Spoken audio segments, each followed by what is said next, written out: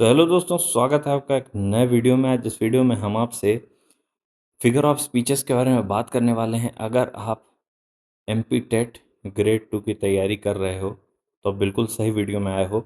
मैं एक वीडियो और बना चुका हूं जिसमें मैं सिमिलर मेटाफर के बारे में बात कर चुका हूं, और जितने भी फिगर ऑफ स्पीचेस आपके सिलेबस में हैं सारे को मैं कंप्लीट करने वाला हूं इस वीडियो में। तो इस वीडियो को एंड तक देखिएगा, साथ ही साथ ऐसे ही और ग्रेड 2 से रिलेटेड वीडियोज़ आएंगे, इसलिए आप हमारे चैनल को सब्सक्राइब कर लीजिए। ठीक है, तो चलिए स्टार्ट करते हैं। सबसे पहले बात करेंगे एलिट्रेशन की। एलिट्रेशन क्या होता है? Alliteration is the repetition of the same consonant sound at the beginning of closely connected words. यहाँ पर कॉन्सोनेंट साउंड्स का जो है रिपीटेशन होता है, और इम्पॉर्टेंट चीज़ यहाँ पे बिगिनिंग में तीन वर्ड्स हैं। मान लो एक एग्जांपल लेते हैं, मान लो ये तीन वर्ड्स हैं, ठीक है। इन तीनों के बिगिनिंग में जो कॉन्सोनेंट साउंड आएगा वो उसका रिपीटेशन होना चाहिए। तो ये हम क्या बोल देंगे? लिटरेशन। तीन जरूरी नहीं है, चार पांच कितने भी हो सकते हैं, ठीक है। अभी आगे एग्जांपल्स में देख लेंगे। It is often used in poetry, tongue twisters, advertisements and storytelling to create rhythm and emphasis. किसी भी चीज़ पे जोर देने के लिए या रिदम बनाने के लिए इसका यूज़ किया जाता है, ठीक है। चलिए एग्जांपल्स देखते हैं, आपको बहुत ही आसानी से समझ में आ जाएगा। इलिट्रेशन बिल्कुल भी डिफ़िकल्ट नहीं है, ठीक है, तो आपको घबराने की ज़रूरत नहीं है। चलिए देखिए एग्जांपल्स देखते हैं इलिट्रेशन के। पहला एग्जांपल है, Peter Piper picked a peck of pickled peppers, she sells seashells by the sea shore, the wild wind whistled through the woods. तो आपको यहाँ पर जो कॉन्सोनेंट साउंड्स हैं, यहाँ पर डब्लू डब्लू डब्लू और डब्लू का जो वाइल्ड वाइंड विशल्ड वुड्स, इनका repetition she shell sea shore Peter Piper pig, ये सब जो रिपीटेशन आपको दिख रहा है ये सभी क्या बोले जाते हैं? इलिट्रेशन। वीडियो के एंड में मैंने क्वेश्चंस भी लगा रखे हैं, इसलिए घबराना नहीं है, डरना नहीं है, एंड तक देखते रहिए। सारे क्वेश्चंस आपसे बन जाएंगे, मुझे भरोसा है। और अगर नहीं बनता तो एक बार ये पूरा वीडियो देखने के बाद आपसे फिगर ऑफ स्पीच के बारे में कोई भी डाउट नहीं रहेगा। नेक्स्ट देखते हैं हमारे पास क्या है, पर्सोनिफिकेशन। ये भी एक फिगर ऑफ स्पीच है, बहुत इंटरेस्टिंग है। चले देखते हैं। Personification is a literary device in which human qualities, emotions और actions are given to non human objects, animals और एब्स्ट्रैक्ट आइडियाज। तो मतलब इसमें जो है कोई भी ह्यूमन बिहेवियर को हम लोग नॉन लिविंग के साथ जोड़ देते हैं, उसी को पर्सोनिफिकेशन कहा जाता है। जहाँ पर भी ऐसा होता दिखेगा वैसे ही हम जो है तो इसको पर्सोनिफिकेशन बोल देंगे। It helps make descriptions more vivid and engaging by making innate inanimate things seam alive. तो इसमें जो है नॉन लिविंग थिंग्स को अलाइव करने में इसका बड़ा रोल रहता है, और ये चीज़ों को बड़ा ही ब्यूटीफाई करने का काम करता है। कभी भी जो है पोइट्रीज़ हैं, वो सारी चीज़ें इन सभी को यूज़ करके बनती हैं और जो है बहुत प्यारी लगती हैं। तो चलिए एक एग्जांपल के साथ देखते हैं कि पर्सोनिफिकेशन क्या होता है। तो जैसे मान लीजिए, द विंड विस्पर्ड। ये जो वर्ड है कि जो हवा है विस्पर कर रही है थ्रू द ट्रीज, ट्रीज के द्वारा विस्पर कर रही है। तो ये जो साउंड को रिप्रेजेंट कर रहा है वर्ड, तो क्या विंड सचमुच में विस्पर करती है? नहीं करती। The angry storm raised all night. अब बताओ, स्टॉर्म एंग्री हो रहा है, तो ये जो एंग्री होना तो ह्यूमन की क्वालिटी है, ठीक है, लेकिन इसको किसके लिए मेंशन किया गया है? स्टॉर्म के लिए, एक नॉन लिविंग थिंग के लिए। तो इसलिए जब ऐसा कभी भी होगा कि एक human quality non living quality के लिए एक्सप्रेस किया जाएगा, तो इसको हम क्या बोल देंगे? पर्सोनिफिकेशन। ये देखिए, आप इससे आइडिया ले सकते हो कि इसकी स्टार्टिंग में पर्सन लिखा हुआ है, ठीक है। तो पर्सन से आप आइडिया ले सकते हो कि इंसान के बारे में बात हो रही है। The old car groaned as it struggled up the hill. Hill पर ऊपर चढ़ते हुए जो कार जब ऊपर चढ़ रही थी, मान लो ये चढ़ाई है स्टीप, तो कार ऐसे चढ़ रही थी, ऊपर नहीं चढ़ पा रही थी, तो क्या करने लगी? ग्रोन करने लगी, गुर्राने लगी। तो कार थोड़ी ऐसे गुर्राएगी, वो तो हम नॉन लिविंग ऑब्जेक्ट के लिए फिर से एक हमने ह्यूमन क्वालिटी को यूज़ किया, तो ये भी क्या हो गया? Personification. Time wait for no one. समय इंतज़ार नहीं करता। अब बताओ, इंतज़ार कौन करता है? इंसान इंतज़ार करते हैं, ठीक है। नॉन लिविंग थिंग तो कोई इंतज़ार करती नहीं। तो इसलिए ये जो क्वालिटी है ये नॉन लिविंग थिंग्स में यूज़ की जा रही है, इसलिए इसको क्या बोलेंगे? पर्सोनिफिकेशन। समझ गए? पर्सोनिफिकेशन का मैं आपको एक बड़ा लाइव एग्जांपल देता हूँ। आपने एक गाना सुन रखा होगा कि कवि जो है लड़की के लिए बोलता है, मान लो ये उसकी गर्लफ्रेंड है, तो उसके लिए बोलता है कि इसको बोल रहा है कवि कि चाँद से पर्दा कीजिए, चाँद से ऐसे पर्दा रखिए, चाँद को अपना मुँह न दिखाइए, कहीं चुरा न ले चेहरे का नूर। तो बताइए अब चाँद चोरी करता है क्या? हैं? चाँद को यही बच गया है काम। चोरी कौन करता है? ह्यूमन क्वालिटी है, ठीक है? क्वालिटी नहीं है, सॉरी, बैड क्वालिटी है। तो इस क्या हो जाएगा? पर्सोनिफिकेशन। तो बहुत सारी कविताओं में फिगर ऑफ स्पीचेस का यूज़ होता है। चलिए आगे देखते हैं कौन सा है हमारे पास नेक्स्ट। आयरनी, बड़ी कमाल की चीज़ है। आयरनी क्या होती है? चलिए देखते हैं। It is also a literary device where there is a contrast between expectation and reality. मतलब जैसे मान लो जो एक होता है ना, ताना देना जिसको हम लोग कहते हैं, एग्जैक्टली वही समझ लो आप कि वही है आयरनी। जैसे मान लो आपका रिजल्ट आया 38%, आपके पिताजी देख करके हो गए गुस्सा। तो आप घर आए तो बोले आओ बेटा, आइए साहबजादे, टॉप करके आए हैं, बैठिए। तो आपको पता है ये बात कि इसके बाद आपको पड़ने वाला है एक डंडा, ठीक है, आपको पता ही ये बात। लेकिन भले पिताजी आपको साहबजादे और टॉप करने के बोल रहे हैं कि आप टॉप करके आए हो, लेकिन मिलेगा आपको डंडा ही। तो ये जो एक एक्सपेक्टेशन क्या थी, वर्ड को सुन के कोई सुनेगा कि बहुत बेटा टॉप करके आया है, तो पिताजी बड़े सम्मान से उसको बुला के बैठा रहे हैं। बट रियलिटी क्या है? रियलिटी है कि उसका 38% आया है और उसकी पिटाई होने वाली है। तो ये जो एक कंट्रास्ट है दोनों के बीच में, यही होता है आयरनी, ठीक है। It is often highlights contradictions और unexpected outcomes in a humorous और ड्रामेटिक वे। तो ये ह्यूमरस और ड्रामेटिक वे में इसका यूज़ किया जाता है। अब ऑब्वियसली ड्रामा ही है ये, आप समझो कितना बड़ा ड्रामा किया गया कि बेटा फेल होकर आया, बैठा, पिताजी बोल रहे हैं बैठिए बेटा, अब जो टॉप करके आए हैं तो उसका आपको इनाम मिलेगा, वो इनाम भले डंडा हो, ठीक है। चलिए इसके एग्जाम्पल्स देखते हैं, आपको अच्छे समझ में आएगा। देखिएगा एग्जाम्पल्स ऑफ आयरनी। अब फायर स्टेशन बर्न्स डाउन। अब फायर स्टेशन का काम क्या होता है? आग को बुझाना, वही जल के राख हो गया। तो ये जो एक एक्सपेक्टेशन था कि फायर स्टेशन, ऑब्वियसली सेंटेंस किस बारे में होना चाहिए कि फायर स्टेशन ने आग बुझाई, लेकिन लिया क्या था, लिखा क्या था कि फायर स्टेशन ही जलकर राख हो गया।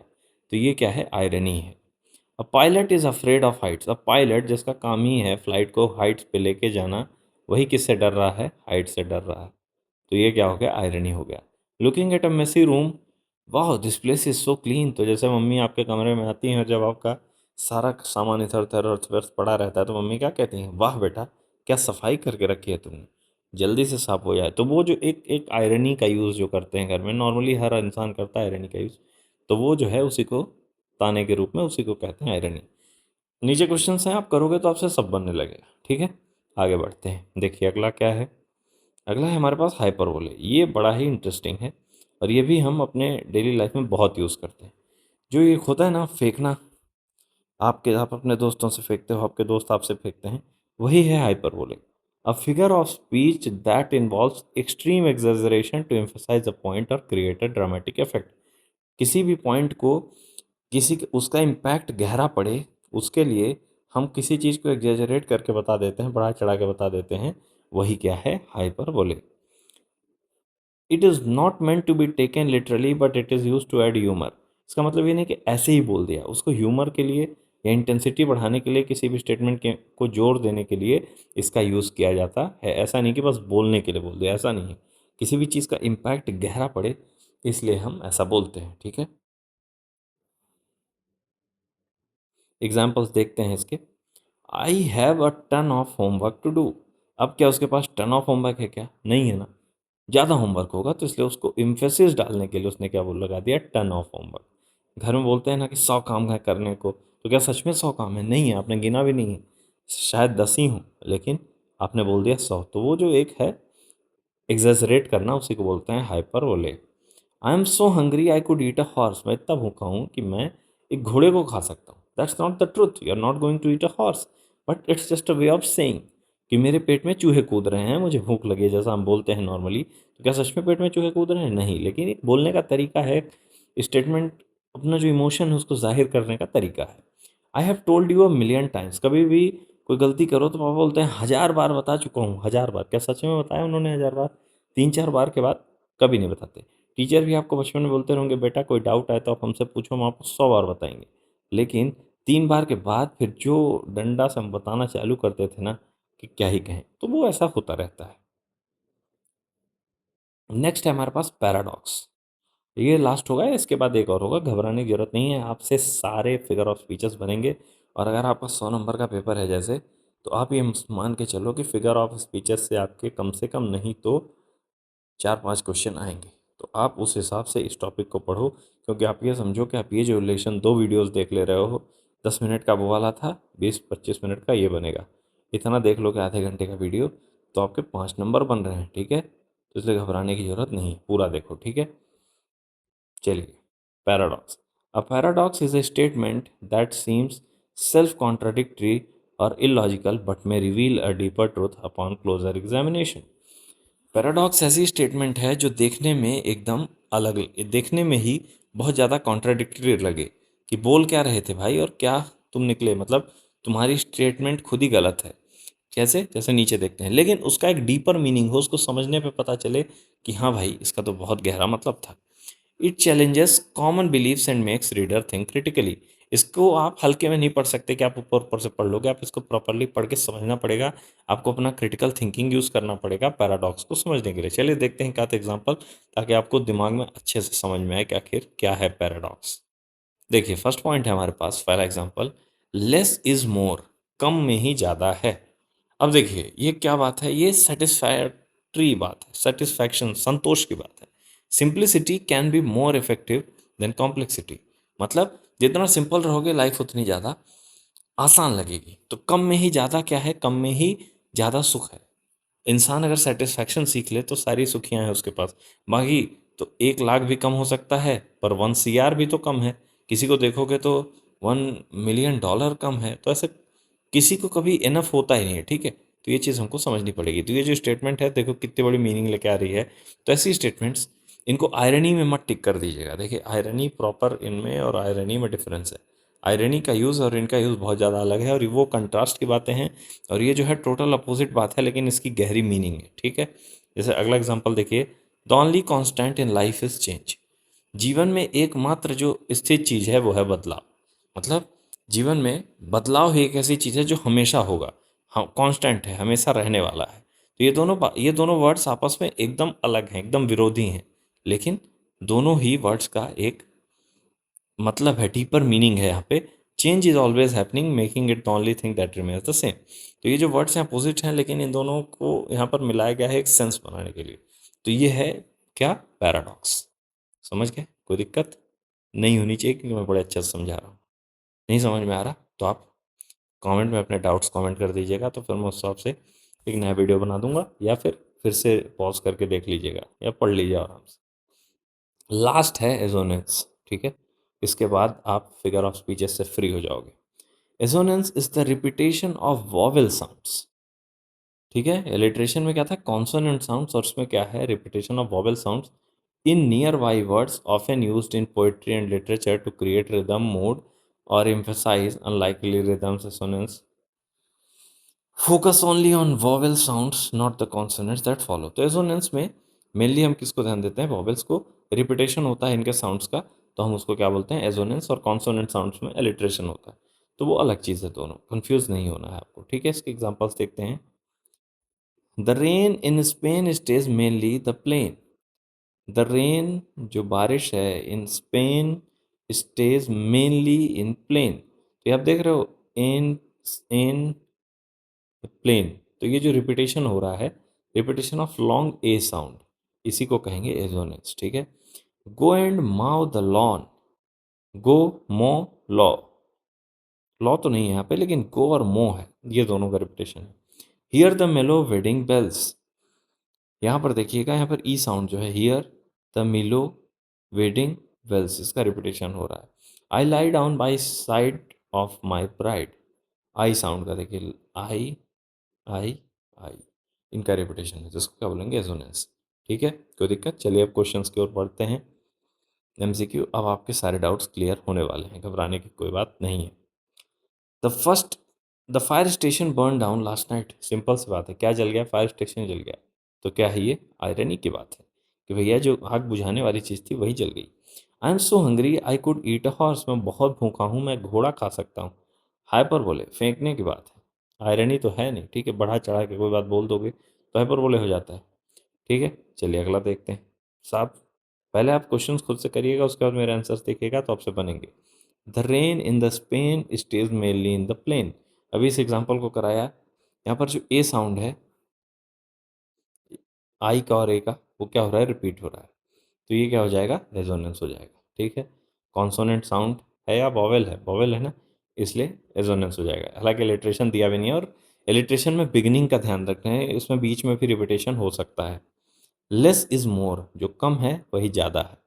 क्या है ये, ऑब्वियसली आपको पता है कि ये बात क्या है, सिमिली है, पैराडॉक्स है, आयरनी है या हाइपरबोले, क्या है। ऑब्वियसली ना तो हाइपरबोले है, ना तो आयरनी है, ना तो सिमिली है, ये क्या है, ऑप्शन नंबर बी पैराडॉक्स। कोई दिक्कत, चलिए आगे देखते हैं। The flowers danced in the gentle breeze. Flower नाचते हैं क्या भाई, डांस करना किसकी क्वालिटी है, डांस करना ह्यूमन क्वालिटी। कौन कर रहा है, फ्लावर कर रहा है, तो क्या हो जाएगा ये, पर्सन को जो रिप्रेजेंट करे, पर्सोनिफिकेशन, पर्सन की क्वालिटी है ना ये।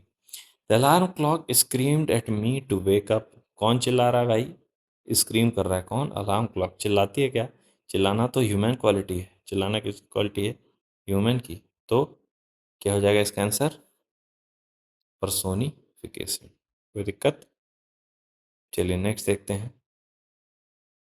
I have told you million times कोई बोलता है क्या, नहीं बोलता, हाइपर बोले। Go slow over the road, road पर कैसे चलो, धीरे चलो। Go slow over the road, यहाँ पर देखोगे आप, ओ साउंड का जो है रिपीटेशन हो रहा है, तो इसको बोलेंगे एजोनेंस।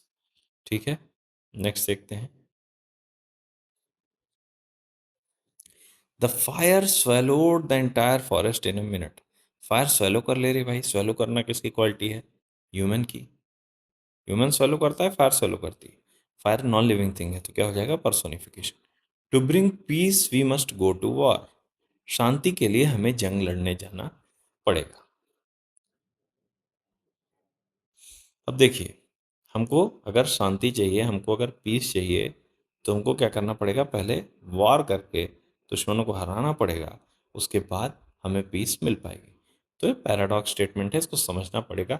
हैं दोनों, पीस और वॉर दोनों सबसे अगेंस्ट की बातें हैं, लेकिन इन दोनों का एक डीपर मीनिंग है यहाँ। ओके, लास्ट अभी और हैं क्वेश्चंस आपके लिए, बहुत सारे रखा रखे हैं मैंने, कि आपका जो प्रॉपर प्रैक्टिस है वो हो जाए। A marriage counsellor got divorced last month. अब देखिए, इसमें जो है हंसी मजाक की बात होगी भाई, कि मैरिज काउंसलर का ही डिवोर्स हो गया, तो क्या है ये, आयरनी की बात है। The English teacher made a spelling mistake. अब मैं खुद इंग्लिश टीचर हूँ, अब मैं खुद ही एक बेसिक सी स्पेलिंग मिस्टेक कर दूँ, किसकी बात हो जाएगी, आयरनी। घर जाकर यार मम्मी पता हुआ क्या हुआ, ऐसे सर ने गलती कर दी, तो ये आयरनी की बात होती है, जहाँ पर हम थोड़ा सा ह्यूमरस तरीके से बोलते हैं।